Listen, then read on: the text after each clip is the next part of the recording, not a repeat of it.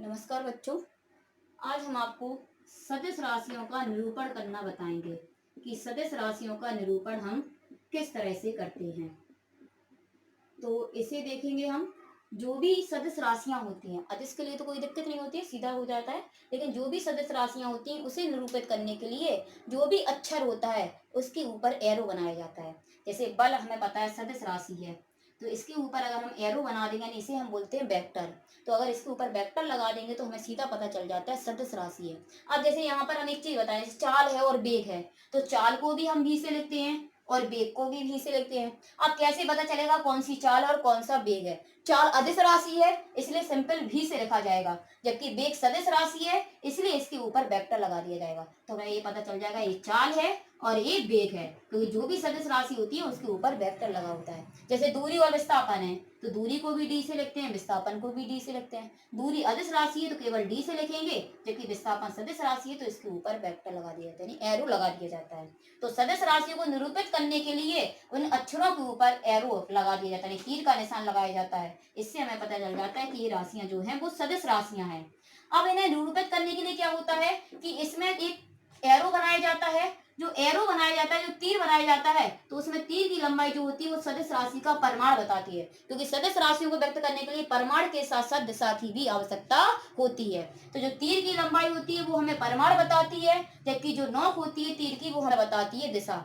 जैसे इस तरह का हमने एरो खींच दिया तो हमें पता चल रहा है कि दिशा इस साइड है और ये तीर की लंबाई हमें परिमाण बता रही है। जैसे हमने एरो ऐसा खींच दिया तो हमें पता चल जाएगा कि इसकी लंबाई इससे अधिक है, यानी इसका मान ज्यादा है और इसकी दिशा ऊपर की ओर है। तो सदिश राशियों को व्यक्त करने के लिए एक तीर के द्वारा निरूपित करते हैं, जिसमें जो तीर की लंबाई है वो उसके परिमाण को व्यक्त करती है, जबकि नोक हमें दिशा बताती है। अब हमने पढ़ी हैं दिशाएं, जैसे इस तरह से हमने दिशा पढ़ी हैं कि ये होता है पूरब, यहाँ होता है पश्चिम, यहाँ होता है उत्तर और नीचे की ओर होता है दक्षिण। अगर पूरब और पश्चिम, उत्तर और पूरब के बीच में लाइन खींच दें तो ये उत्तर पूरब हो जाएगी। पूरब और दक्षिण के बीच में लाइन खींच दें तो ये दक्षिण पूरब हो जाएगी। और ये बीच में अगर ये लाइन खींच दें तो ये दक्षिण पश्चिम होगी। और यहाँ पर अगर लाइन खींच दी जाए तो ये हो जाएगी उत्तर पश्चिम। तो इस तरह से ये दिशाएं होती हैं। अब इसके बाद जैसे कोई एक हमें दे दिया जाए, कह दिया जाए जैसे मान लो एक कार 20 किलोमीटर उत्तर की ओर चल रही है। कार जो है वो 20 किलोमीटर चल रही है और उत्तर की ओर चल रही है। अब इसका सदिश निरूपण कीजिए। तो अब क्या हम 20 किलोमीटर लंबा तीर खींच पाएंगे? तीर तो हम पटरी से जब खींचेंगे तो हम सेंटीमीटर में खींच सकते हैं रेखा, तो इसके लिए पैमाना मानना होता है। कोई भी पैमाना हम मान सकते हैं, तो यहाँ मान लेंगे माना पैमाना 10 किलोमीटर बराबर 1 सेंटीमीटर। और भी मान सकते हैं कुछ भी। अगर 10 किलोमीटर बराबर 1 सेंटीमीटर माना है तो फिर यहाँ 20 किलोमीटर बराबर कितना होना चाहिए? 2 सेंटीमीटर। तो 20 किलोमीटर बराबर 2 सेंटीमीटर हो गया। अर्थात 20 किलोमीटर अगर कोई कार यात्रा करती है तो हमें कितना लंबा तीर खींचना होगा? 2 सेंटीमीटर लंबा तीर। वो भी कहाँ की ओर खींचना होगा? उत्तर दिशा में। तो उत्तर दिशा में हम पटरी से नाप के 2 सेंटीमीटर लंबा तीर खींच देंगे, तो ये कार की गति का सदिश निरूपण हो जाएगा। तो इस तरह से हम कोई भी सदिश का हम निरूपण कर सकते हैं।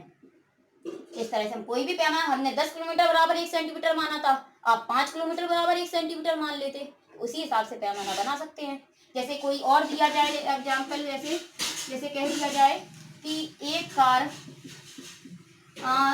25 किलोमीटर पूरब की ओर जाती है, उसके बाद फिर वह मुड़कर 30 किलोमीटर उत्तर पूरब में चली जाती है। अब बताइए सदिश निरूपण। तो सबसे पहले तो पैमाना मानना होगा, ऐसा पैमाना जो दोनों में यूज हो जाए। तो यहाँ हम पैमाना मानेंगे, माना पैमाना 5 किलोमीटर बराबर 1 सेंटीमीटर, अर्थात 25 किलोमीटर बराबर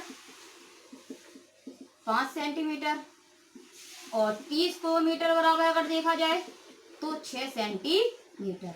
तो सबसे पहले कार पूरब की दिशा में जा रही है, तो पूरब इस दिशा में है। इस दिशा में हम 5 सेंटीमीटर लंबी रेखा पटरी से नापकर खींच देंगे और पूरब दिशा में। उसके बाद कार 30 किलोमीटर उत्तर पूरब की ओर मुड़ जाती है। तो कार यहाँ से पूरब की ओर जा रही है, यहाँ तक पहुंचती है। इसके बाद यहीं से तो मुड़ेगी, ऐसा तो नहीं है कि यहाँ से मुड़ेगी कार। जब यहाँ पहुंच चुकी है तो यहीं से मुड़ेगी। यहाँ से फिर कार 30 किलोमीटर चलती है, अर्थात 6 सेंटीमीटर उत्तर पूरब दिशा में। तो उत्तर पूरब इस दिशा में है, इस दिशा में हम खींच देंगे 6 सेंटीमीटर लंबा तीर। ये बन जाएगा कार्यपद्धति का सदिश निरूपण। तो इस तरह से हम कोई भी सदिश राशियों का निरूपण कर सकते हैं।